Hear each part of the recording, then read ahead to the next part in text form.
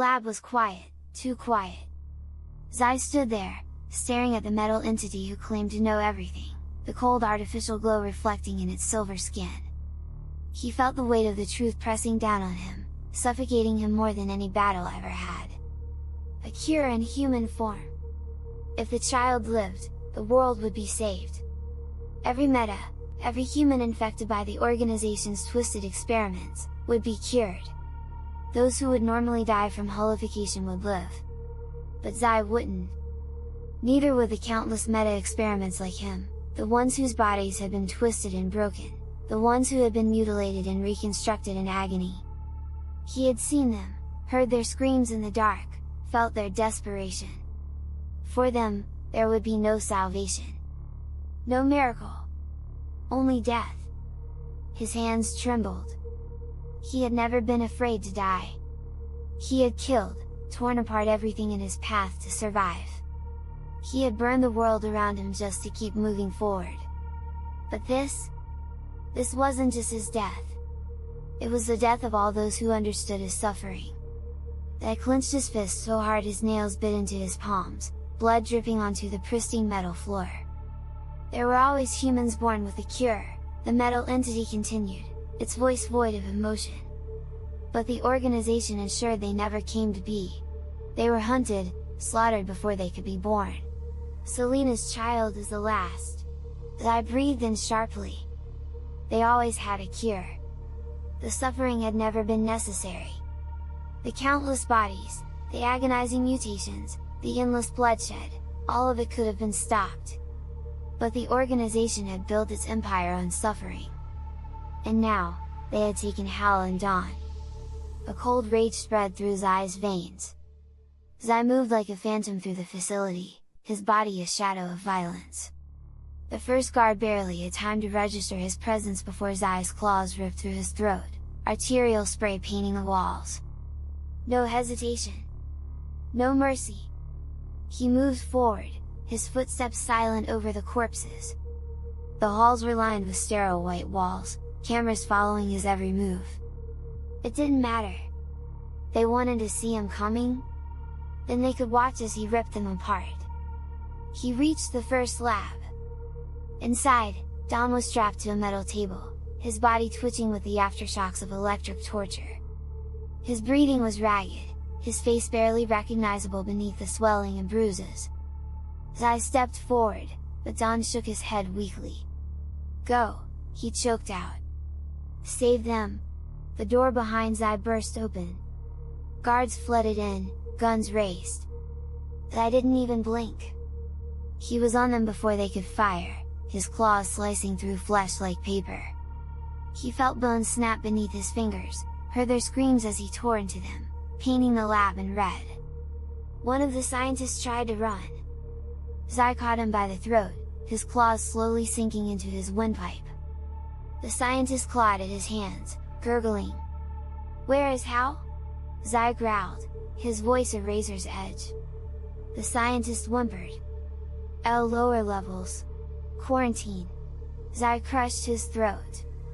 Dawn gasped weakly behind him. "Zai! I don't think I'm getting out of this." Zai turned to him, his bloodied hands trembling. "Don't do this," he whispered. "You're gonna be fine." Dawn gave him a weak, broken smile. "We both know that's not true." I felt something in his chest tighten, something break. Dawn reached out, gripping Zai's wrist. "End this!" Then his body went still.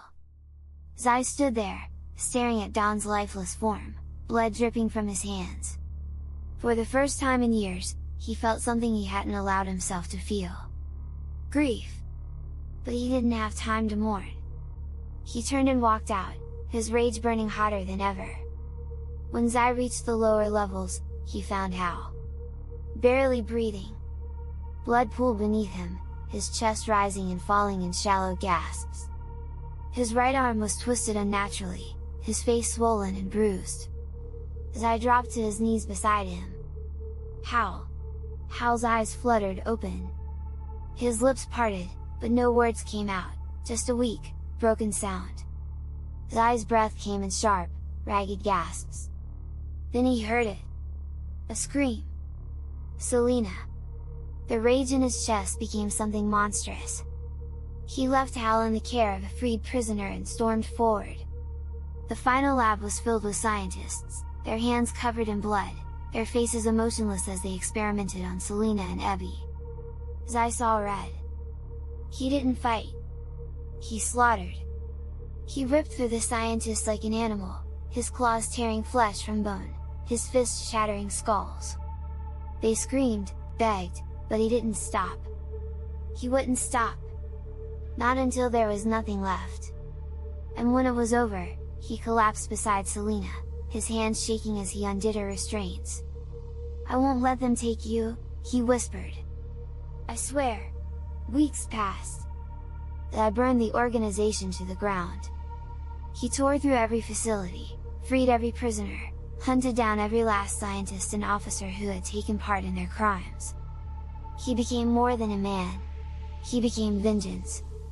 And for the first time, he found family. Hal recovered. He found his daughter again, and when they reunited, they laughed, they cried, they held each other like they'd never let go. Zai watched them, and for the first time, he felt at peace. Then, 3 months later, Selena's child was born. And the world changed. The virus spread. Meta abilities vanished. People who had been suffering were healed. Those doomed to die lived. And Zai felt himself fade. His body, once held together by a natural energy, began to collapse. He fell to his knees, surrounded by the people who had come to love him. Hal caught him, his hands gripping Zai's shoulders. "Stay with us," Hal pleaded. Zai smiled, really smiled. "I don't have to," he whispered. "You're safe now." Tears blurred his vision. He could hear Selena sobbing, feel Hal gripping his hand. He wasn't alone. Not this time. As the last of his strength left him, he whispered one final thing. "Live." Then the world went dark. Hal stood at Zai's grave, the wind cold against his skin. The world had changed. People were free. The suffering was over. But in the shadows, remnants of the organization stirred, their eyes fixed on the future. Because power like that? It was never truly gone. And one day, they would come back for it.